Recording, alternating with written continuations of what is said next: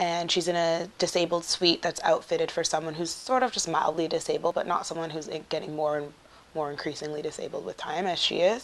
So it's not necessarily the safest space for her, and assisted living comes up and comes up and comes up, and she's terrified of it and wants nothing to do with it. And she's had some really massive falls, and she fell one time, almost broke her arm, and was lying there for 2.5 hours with no one around.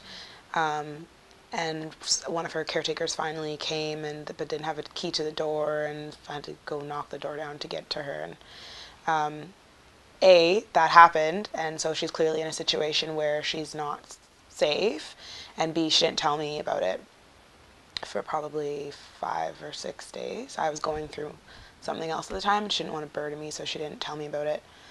And funnily enough, I call her every day, and I called her that day, and I hadn't heard back from her, and I always get really concerned when I don't hear back from her, because every day I don't know what's going on. And I, at that point, had made a conscious decision to just not freak out, and it's okay if she doesn't get back to you sometimes. Then I'd heard from her the next day, but then I go see her 4 days later or whatever, and her face is black and blue, and her arms in a sling or whatever. And I said, you can't not tell me when things like that happen, because my constant fear is that things like that are happening and that I don't know about them. So you just validated that experience for me and that feeling for me. So now whenever you don't call me back, I'm going to think you fell down and hit your head, you're bleeding out on the floor or something.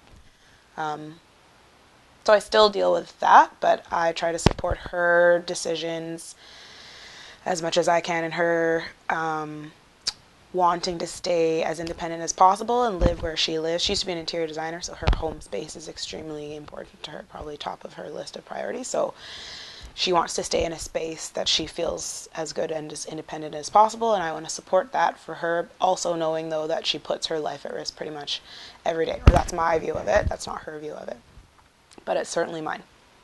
But that's her choice and her decision. It has a grave impact on me and my everyday life. So that, I'm sure, will be the battle until the day she dies, because that's just who she is.